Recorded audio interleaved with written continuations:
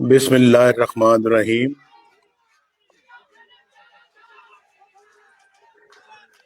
محترم راجہ ظفر الحق صاحب، شاہد خاقان عباسی صاحب، محترم خواجہ محمد آصف صاحب، جناب رانا ثناء اللہ صاحب، معافی چاہتا ہوں میں بھول گیا جناب حسن اقبال صاحب،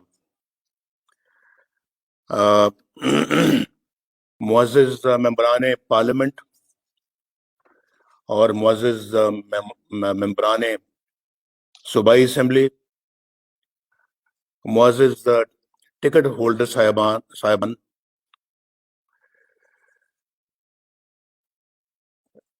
مجھے آج بہت خوشی ہے کہ میں آج آپ سب سے مخاطب ہوں۔ بڑی شدید خواہش تھی کہ میں آپ سے بات کرتا۔ کافی عرصہ ہو گیا کہ میں نے آپ کو دیکھا ہے، ملاقات ہوئے بہت عرصہ ہو گیا ہے۔ جب سے آپ ممبر منتخب ہوئے ہیں قومی اسمبلی کے یا صوبائی اسمبلیوں کے یا پھر سینٹ کے بھی، تو میرا خیال ہے کہ بہت ہی کم آپ سے میری ملاقات ہوئی ہے، یا شاید نہیں ہوئی ہے، کیونکہ میرا وقت زیادہ جیلوں میں گزرا ہے، اور مریم بھی آپ کے ساتھ یہاں پہ بیٹھی ہے، تو وہ بھی جیلوں میں کافی وقت گزار چکی ہے۔ اور پھر یہاں پہ شاہد خاقان عباسی صاحب بھی ہیں، یہاں پہ ہمارے رانا ثناء اللہ صاحب بھی موجود ہیں، اور بھی دیگر ہمارے دوست اور ساتھی یہاں پہ موجود ہیں جن کا کافی وقت جیلوں میں گزرا ہے۔ تو مجھے سمجھ نہیں آتی کہ پاکستان کے اندر کیا نظام ہے، اور اس پاکستان کو کیا تھا اور کیا سے کیا بنا دیا ہے۔ آپ تو سب بڑے باشعور لوگ بیٹھے ہوئے ہیں یہاں پہ، آپ سے زیادہ شعور رکھنے والا کون ہے سیاست کے میدان میں؟ آپ بھی سوچتے ہوں گے، میرا خیال سوچتے تو ہوں گے، اور سوچنا چاہیے بھی۔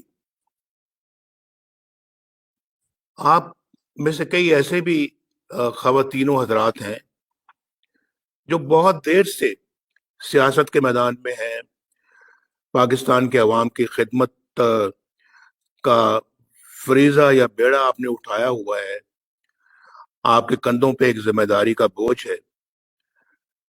تو آپ بھی تو سوچتے ہوں گے نا، یہ پاکستان بھائی، یہ کیا ہوتا ہے پاکستان کے اندر کہ کبھی یہاں پہ ایک نظام ہوتا ہے، پھر اس کو ختم کر کے دوسرا نظام آ جاتا ہے، اس کو ختم کر کے کوئی تیسرا نظام آ جاتا ہے۔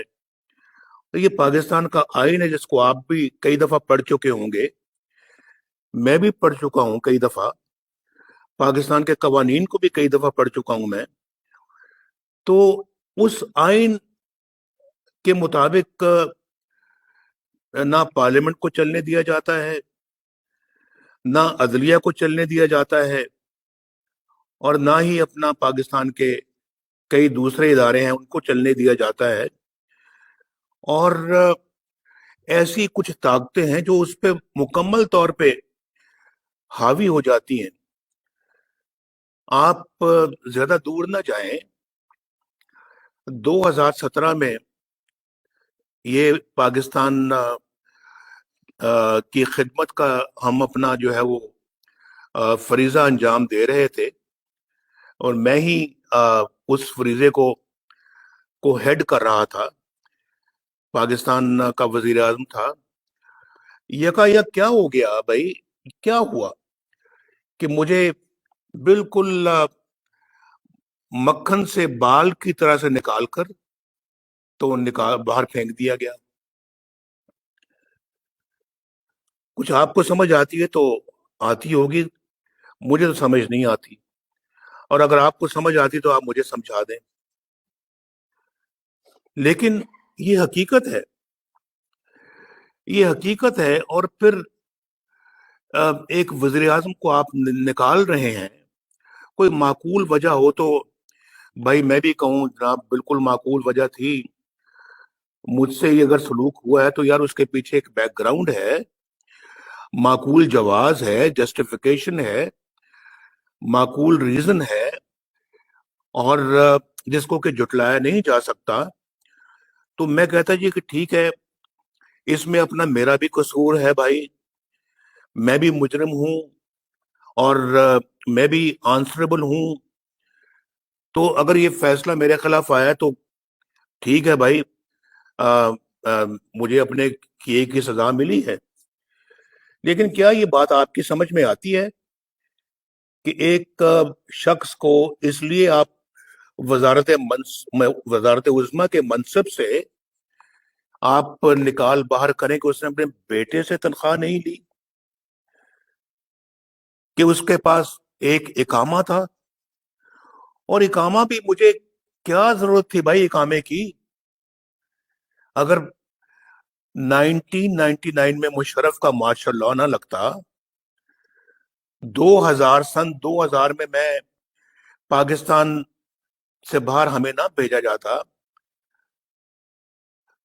तो बशमूल फैमिली, सारी फैमिली, तो मुझे बताएं मुझे क्या जरूरत थी किसी जगह का अकामा लेने की? तो वहां रहने के लिए तो एक अकामा लाजमी था, जो कि सऊदी अरब अ, जाने के फौरन बाद जो है हमने बनवाया। तो उसके बाद फिर पाकिस्तान तो 7 साल मुझे नहीं आने दिया गया, और आप इस बात के गवाह हैं। 7 इयर्स, 2000 में मैं जाता हूं, 2007 में वापस आता हूं। पहले आने की कोशिश की, एयरपोर्ट को सील कर दिया, पिंडी शहर को सील कर दिया, सारी सड़कों को सील कर दिया, आप लोगों को घरों में नजर बंद कर दिया, आप लोगों को एयरपोर्ट पे नहीं आने दिया। उसके बाद फिर मुझे वापस भेज दिया गया, और और पूरे जहाज खड़ा था, 7 जो है वो 777, उसमें मैं अकेला बैठा हूं, और मुझे सऊदी अरेबिया दोबारा जद्दा भिजवा दिया गया। और फिर जाहिर फिर मुझे कहते हैं कि इकामा क्यों था आपके पास? तो क्या मैं इकामा के बगैर फिर मैंने बाहर रहना था? तो मैंने उससे पहले तो जिंदगी में कभी मेरे पास कोई इकामा नहीं था। ये पहला मौका है कि मेरे पास इकामा था, और उसमें इकामा था जनाब, बेटे से तनख्वाह नहीं ली। भाई नहीं ली, ली मेरी मर्जी, नहीं ली मेरी मर्जी। ये कौन सी वजह है भाई? क्या जवाज है? क्या मुझे वजारत उज़्मा की सीट से, मनसब से निकाल के बाहर कर दें, और आज मुल्क का ये हशर करें जो आप देख रहे हैं, जो आपकी आंखें देख रही हैं, मैं देख रहा हूं, आप भी देख रहे हैं। आप तो बड़े बाशऊर लोग यहां बैठे हुए हैं ना। आप जरा बता दें मुझे कि 2017 का पाकिस्तान आज 2020 के मुकाबले में कैसा लगता है आपको? कैसा लगता है आपको? मैं जानना चाहता हूं। आज पाकिस्तान के 22 करोड़ अवाम को वो पाकिस्तान जो 2017 का पाकिस्तान था, आज ये तब्दीली वाले पाकिस्तान के मुकाबले में कैसा लगता है? ये तब्दील शुदा पाकिस्तान आपको अच्छा लगता है? 22 करोड़ अवाम, पाकिस्तान के मेरे 22 करोड़ अवाम, मुझे बताओ, या वो पुराना पाकिस्तान आपको अच्छा लगता है? ये बड़ी सोच विचार करने वाली बातें हैं भाई। इस दौरान क्या हशर बरपा हुआ है इस मुल्क में या नहीं हुआ? आज कौन सी ऊंट रे ऊंट तेरी कौन सी कल सीधी? आज कौन से काम ठीक हो रहे हैं? कौन से शोबे में ठीक हो रहे हैं? किस सेक्टर में ठीक हो रहे हैं? किस फील्ड में ठीक हो रहे हैं? पूछो किसी से, जाके काश्तकार से पूछो, वो सुकून से नींद سکون کی نیند سوتا ہے؟ کسی صنعتکار سے پوچھو، وہ رات کو سکون کی نیند سوتا ہے؟ کسی مزدور سے پوچھو اس پہ کیا گزر رہی ہے؟ کسی سرکاری افسر سے پوچھو، ایماندار سرکاری افسر سے پوچھو اس پہ کیا گزر رہی ہے، وہ کس حال میں ہے، وہ زندہ ہے یا مر رہا ہے؟ دن رات اس کو فکر کھائے جا رہی ہے کہ میرا اور میرے بچوں کا کیا مستقبل ہوگا۔ بھائی یہ صورتحال 2017 میں نہیں تھی، 2016 میں نہیں تھی، اس سے پہلے نہیں تھی۔ ہاں، 2013 میں جب ہم آئے تو پاکستان میں لوڈ شیڈنگ عروج پر تھی۔ ہاں، جب ہم آئے 2013 میں پاکستان میں دہشت گردی عروج پر تھی۔ آپ وٹنس ہیں اس سب باتوں کے، آپ تو اسمبلی کے اندر بیٹھے ہوئے تھے، اور جو اسمبلی سے باہر جو ٹکٹ ہولڈرز جو نہیں الیکشن جیت سکے وہ بھی اس بات کا مشاہدہ کر رہے تھے۔ آپ تو بہت اچھی طرح جانتے ہیں۔ اور پھر میں 2018 سے لے کے اس بات کا خود مشاہدہ کرتا رہا ہوں، جب میں جیل میں تھا میں مشاہدہ کرتا رہا ہوں، دیکھتا رہا ہوں۔ تو میں آپ سے عرض کر رہا ہوں کہ پچھلے 2017 سے لے کے 2020 تک حالات یکسر بدل گئے۔ اور پھر دیکھیں کہ آج میں پوچھ رہا تھا آپ سے، غریب مزدور ہے جو بیچارہ، یہ جو کل سرکاری افسروں نے جو پروٹیسٹ کیا ہے، احتجاج کیا ہے، بھائی انہوں نے ان کے جذبات کو کوئی آج سمجھ رہا ہے؟ اس حکومت سے تو مجھے کوئی توقع نہیں ہے، لیکن کم از کم میں ضرور سمجھنے کی کوشش کر رہا ہوں، اور آپ کو بھی یہ سمجھنے کی کوشش کرنی چاہیے۔ ان کو آج 2 وقت کی روٹی میسر نہیں ہے،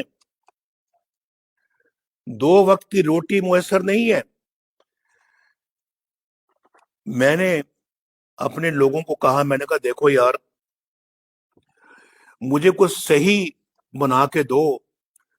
میں نے پچھلی دفعہ بھی کہا تھا، میں نے کہا کہ یہاں پہ ایسے بھی لوگ ہیں، ایسے گھر ہیں جو اب روٹی جو ہے وہ پانی کے ساتھ، اس میں چاہے مرچیں ملا لیں یا نمک ملا لیں، پانی ڈبو کے روٹی کا نوالا کھاتے ہیں۔ جب نوبت یہاں پہنچ جائے میرا اور آپ کا، پھر میں سمجھتا ہوں کہ چین سے بیٹھنا حرام ہو جاتا ہے۔ یہ کسی طرح سے بھی ہم پھر اپنے آپ کو جو ہے وہ جسٹیفائی نہیں کر سکتے کہ ہم چین سے بیٹھے رہیں اور لوگ پانی کے اندر اپنا نوالا ڈبو کے تو کھانا کھائیں اور اپنے بال بچوں کا پیٹ بھریں۔ میرا خیال ہے کہ پھر جب تک کہ آپ ان کی زندگیوں کے لیے سدھارنے کے لیے، ان کے بچوں کی زندگیوں کے مستقبل کو سدھارنے کے لیے جب تک آپ باہر نہیں نکلیں گے، یا میں نہیں بولوں گا، آپ نہیں بولیں گے، آواز نہیں اٹھائیں گے، تو سب سے بڑے مجرم پر ہم ہوں گے، گناہ گار بھی ہم ہوں گے۔ یہ فرق دیکھیں پچھلے 2-2.5 سالوں میں کتنا پیدا ہو گیا ہے۔ اور یہ کہتے تھے کہ ہم جناب، جنہوں نے کہا تھا کہ ہم 1 کروڑ نوکریاں دیں گے، عوام کو 1 کروڑ نوکریاں دیں گے، انہوں نے 1.5 کروڑ لوگوں کو بے روزگار کر دیا ہے۔ یہ میں آپ کو صحیح کہہ رہا ہوں، آپ کو یہ میں جو فگرز بتا رہا ہوں، یہ میں سوچ سمجھ کے مشورہ کر کے، اقتصادی مشیروں سے مشورہ کر کے، ڈار صاحب بھی یہاں موجود ہیں، ان سے میں نے بات کر کے مشورہ کر کے، کیونکہ وہ بھی اس میں بہت زیادہ ان کا مطالعہ ہے، تو پوچھ کے میں سارا کچھ میں آپ کو بتا رہا ہوں۔ یہ کہتے تھے ہم 50 لاکھ گھر دیں گے، 50 لاکھ گھر دیں گے۔ مجھے کوئی بتائے آج پاکستان میں کوئی یہاں پہ 22 کروڑ آدمیوں میں سے کہ کسی کو کوئی ایک گھر بھی ملا ہے؟ یا انہوں نے کوئی ایک گھر بھی بنا کے کسی کو پیش کیا ہے؟ 50 لاکھ 5 سالوں میں! بھائی ایسے ایسے ملک، ترقی یافتہ ملک جو 20 سالوں سے 30 سالوں سے جو گھر بنانے میں لگے ہوئے ہیں، انہوں نے آج تک 50 لاکھ بھی بنا سکے. یہ 50 لاکھ گھر 5 سال میں بنا کے دے دے گا. مجھے سمجھ نہیں آتی، انہوں نے اتنے بڑے بڑے وعدے کیے اور کھودا پہاڑ اور نکل رہا ہے چوہا. اور ہر بات پہ یو ٹرن، ہر بات پہ یو ٹرن، ہر بات پہ یو ٹرن. ہم قرضے نہیں لیں گے، ہم مر جائیں گے، آئی ایم ایف سے قرضے نہیں لیں گے. لیے قرضے. ہم خودکشی کر لیں گے قرضے لینے سے پہلے. خودکشی تو کوئی نہیں ہوئی، قرضے لے لیے بہت. اور اس کے بعد قرضے لینے کے باوجود روپے کی قدر کو مٹی میں ملا دیا ہے. ہمارے زمانے میں the rupee was stable, the rupee remained stable. 100 روپے کا روپیہ تھا جب ہم نے باغ دوڑ سنبھالی ہے ملک کی. اور جب مجھے نکالا گیا تم 103 روپے یا 104 روپے تھا. کیوں ڈاکٹر صاحب؟ 104. ڈاکٹر صاحب کہتے 104 روپے کا تھا. 4 سالوں میں روپے کی قدر صرف 4 روپے گری. 4 روپے. اور اب پچھلے 2.5 سالوں میں کتنا بتائیں ذرا؟ 65 روپے پچھلے 2 سالوں میں گرا ہے. 65 روپے. یہاں لندن میں آج کل جو پاؤنڈ ہے، پاؤنڈ ہمارے زمانے میں تو کوئی 120 کے لگ بھگ آ گیا تھا. 120، 120. جی 120 کا ایک پاؤنڈ تھا جہاں اس وقت میں یہاں پہ رہتا ہوں. آج 225 کا ہے. 225. یہ فیکٹس ہیں بھائی، یہ ریکارڈ کی بات ہے. پاکستان کا کیا حشر برپا کر دیا بھائی. کسی کو اس کا ادراک ہے؟ میں پوچھنا چاہتا ہوں کہ کسی کو واقعتاً اس کا ادراک ہے؟ اگر ہے تو پھر ہم پہ کیوں نہیں کوئی جوں رینگتی؟ ہمیں تو بے چینی جو ہے نا وہ ہو جانی چاہیے تھی. پاکستان کے عوام، میرا خیال کل جو جیسے انہوں نے وہاں پہ اسلام آباد میں جو کیا ہے مظاہرہ، وہ ایک منہ بولتا ثبوت ہے کہ لوگ کس قدر تنگ ہیں. میں ابھی آپ کو یہ بتانے لگا تھا کہ یہ صورتحال جو اس وقت میں نے لڑکے کو کہا تھا، میں نے کہا یہ کاغذ تو بناؤ یار. یہ اس نے بنایا تو ہے، لیکن میں نے کہا ابھی مجھے مزید تفصیل چاہیے. یہ کیا ہے؟ لکھتا ہے کہ ایک بندہ، اب مجھے پتہ نہیں آپ میں سے کئی بندے زیادہ سمجھتے ہوں گے، آپ موقع پہ ہیں. یہ ٹیلی فون کے اوپر میں نے فیکٹس فگرز لیے ہیں اور میں نے ابھی اس کو سرسری طور پہ دیکھا ہے. اس کی جس کسی کی تنخواہ 20,000 روپے ہے، 20,000 جو منیمم ویجز شاید ہیں، اس سے بھی کم ہے لوگوں کی. تو یہ میں ایک بہت ہی اپنا پرائیویٹ سیکٹر کا جو ایک گارڈ ہوتا ہے، گارڈ، اس کی تنخواہ کی بات کر رہا ہوں. یا جو آپ سمجھ لیں کہ جو ایک نائب قاصد ٹائپ جو بندہ ہوتا ہے، اس کی تنخواہ ہے. اس کے کچن کا ماہانہ خرچہ لکھا ہوا ہے جو 12,000 روپیہ. بجلی پانی گیس بل کا خرچہ میں نے اس کو کہا، میں نے کہا وہ ہے اپنا تقریباً 3,000 روپیہ. اور اس کے بعد پھر بچوں کی پڑھائی کا خرچہ ہے.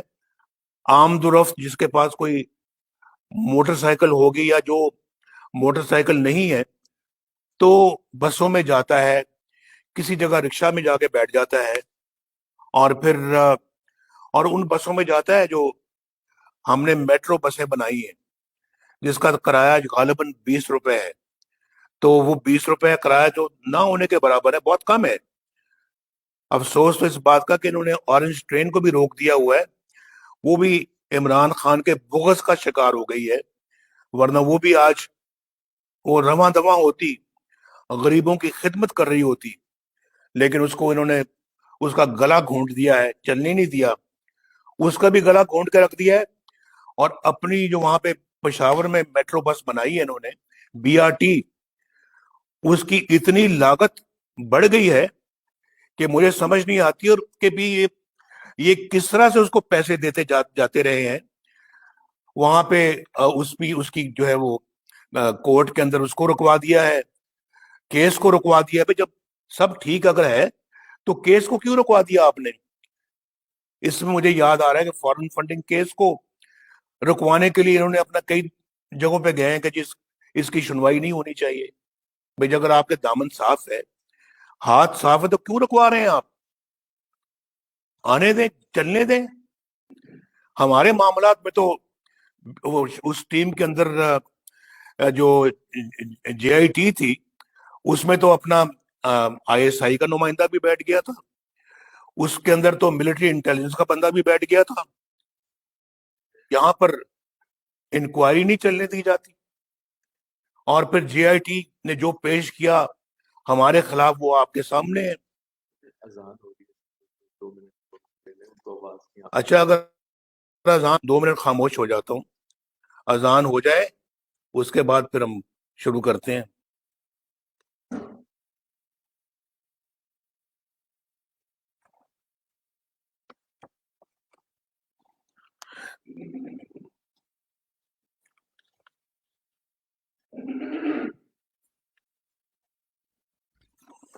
تو میں آپ کو بتا رہا تھا، یہ سامنے مشاہد صاحب بیٹھے ہوئے ہیں، یہ مشاہد اللہ ہیں۔ مشاہد صاحب السلام علیکم۔ مجھے پتہ لگا کہ اپنا آپا نجمہ حمید بھی آئی ہوئی ہیں، میرا ان کو بھی سلام۔ سینئر ترین ہماری ماشاءاللہ وہ پارلیمنٹیرین ہے، تو میرا ان کو بھی سلام۔ باقی بھی معزز خواتین ممبران کو بھی سلام، تو تیمینہ آپا کو بھی بہت سلام۔ میں عرض کر رہا تھا کہ یہ ہے وہ آمد و رفت، کرایہ، دوائی، کتابیں، جو 34,000 روپے بن جاتا ہے۔ اب آپ مجھے بتائیں کہ 20,000 روپے آدمی جو کماتا ہے تو وہ 34,000 روپے کا خرچہ کہاں سے کرے گا؟ یہ بڑی سوچ بچار والی باتیں ہیں۔ اور کل اگر وہ وہاں پروٹیسٹ کرے تو کہ بھائی کوئی اس میں حیرانگی والی بات نہیں ہے۔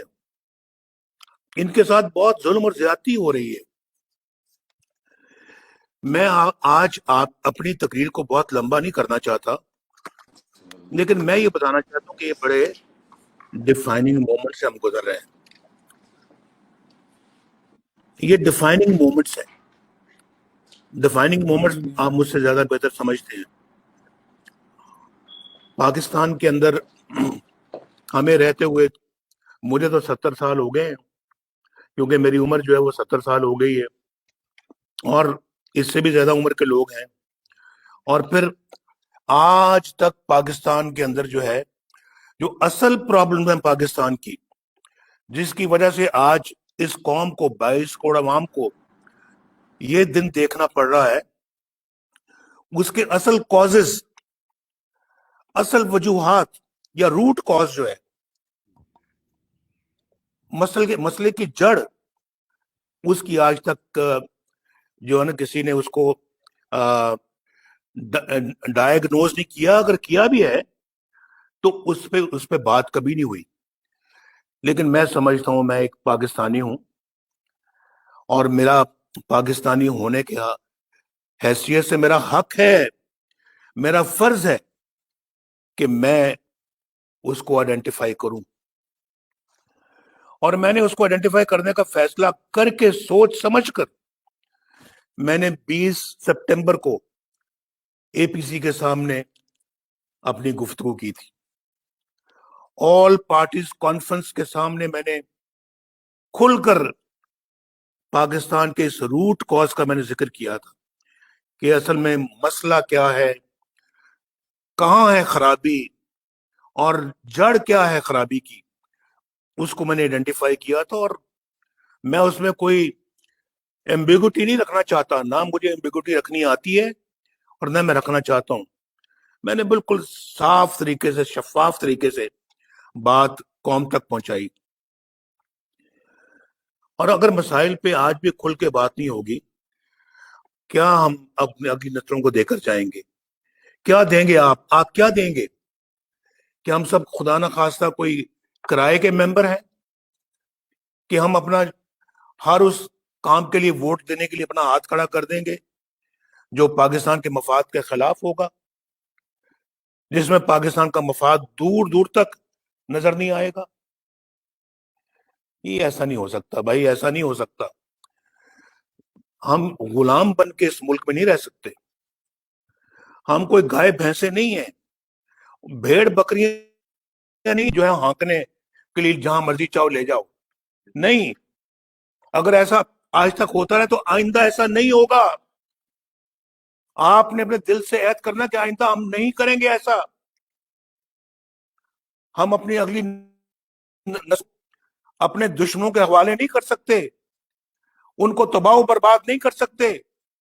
یہ نہیں ہوگا، آئندہ نہیں ہوگا، میں کہتا ہوں نہیں ہوگا انشاءاللہ۔ ہم پاکستان کو ایک باعزت ملک بنائیں گے، باوقار ملک بنائیں گے، اور وہی رستہ ہے جو میں آپ کو بتا رہا ہوں، جو میں نے 20 سپٹمبر کو اے پی سی کے سامنے بتایا تھا، وہی ہے راستہ جو پاکستان کو باعزت بنائے گا۔ یہ نئے پاکستان کی بات کرنے والے کہ سبز پاسپورٹ کی عزت کروائیں گے، جی سبز جھنڈے کی عزت کروائیں گے، ہم پاکستان کو ایک باوقار ملک بنائیں گے۔ جو مافیا مانگ رہے ہیں $1 بلین جا کے دوسرے ملکوں سے ہاتھ پھیلا کے، جھولی پھیلا کے مانگ رہے ہیں، یہ پاکستان کو باعزت بنائیں گے؟ یہ سبز پاسپورٹ کو عزت دلائیں گے؟ اور سبز پاسپورٹ کو اللہ کے فضل و کرم سے عزت تو ہم نے ایک مرتبہ نہیں کئی مرتبہ دلائی ہے۔ اگر اس ٹریک پہ ہم چلتے رہتے، ہمیں ڈسٹرب نہ کیا جاتا، آج پاکستان ترقی کی بلندیوں کو چھو رہا ہوتا۔ سبز پاسپورٹ کی عزت اس دن ہوئی تھی جب پاکستان نے ایٹمی دھماکے کیے تھے۔ سبز پاسپورٹ کی عزت اس وقت ہو رہی تھی جب ملک میں موٹر ویز بن رہے تھے۔ آج آپ پاکستان کے طول و عرض سے یہاں پہ آگے بیٹھے ہوئے ہیں، بتائیں کس نے پشاور سے لے کے آج رحیم یار خان تک، اور پھر رحیم یار خان سے سکر تک 6 لین موٹر وے بنائی؟ کس نے بنائی؟ یہ ہزاروں کلومیٹر کا فاصلہ، یہ موٹر وے کس نے تعمیر کی ہے؟ یہ اپنا تبدیلی والوں نے، یا یہ جو آپ لوگوں نے اللہ کے فضل و کرم سے ایک سیکٹر بیچ میں رہ گیا جو سکر سے حیدرآباد تک، اگر ہم رہتے، مجھے پرمٹ پہ اور تنخواہ نہ لینے پہ نہ نکالا جاتا، میں وہ بھی مکمل کر کے جاتا، وہ بھی مکمل کر لیتے ہم 2018 تک، اور پھر کراچی حیدرآباد تو پہلے ہی مکمل ہو چکا ہوا ہے۔ اور میرا منصوبہ تھا کہ ہم کراچی حیدرآباد کے لیے ایک علیحدہ موٹر وے بھی بنائیں، نیشنل ہائی وے کے علاوہ ایک علیحدہ موٹر وے بنائیں۔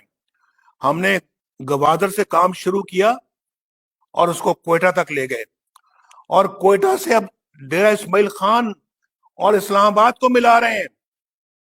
آپ کو شاید معلوم ہوگا، نہیں تو جا کے دیکھیں، آپ کو یہاں سے اسلام آباد سے ڈیرہ اسماعیل خان اور کوئٹہ تک کی جو موٹر وے ہے، ہائی وے جو ہے، وہ آپ کو بنتی ہوئی نظر آ رہی ہوگی۔ جا کے پوچھیں ان سے، چترال کے لوگوں سے، وہ بیچارے ایکسیڈنٹس میں مر جاتے تھے، اوپر چوٹی سے نیچے گاڑیاں اترتی تھیں اور لڑک کر نیچے دریا میں گر جاتی تھی۔ آج وہاں پہ ہم نے اربوں روپے خرچ کر کے، ہم نے 2017 میں ہم نے اس کو اللہ کے فضل و کرم سے 26 ارب روپے مزید دے کر اس کو مکمل کیا۔ جا کے پوچھو، ان سے پوچھیں آپ چترال والوں سے جا کے کہ وہ آج کس حال میں اپنی زندگی بسر کر رہے ہیں. وہ پچھلے 70 سالوں کا منصوبہ، 70 کہہ رہا ہوں، 50 سالوں کا منصوبہ جو بن ہی نہیں رہا تھا، جو مکمل ہونے کا نام ہی نہیں لیتا تھا، آج اللہ کے فضل و کرم سے مکمل ہو چکا ہے. بھئی میں نے تو ابھی ایٹمی پروگرام کا ذکر کیا، وہ تو دفاع کا معاملہ ہے، اور میں روز تصویریں دیکھتا رہتا ہوں. یہ آپ کی اس موٹر وے پہ ہمارے جیٹ اترتے ہیں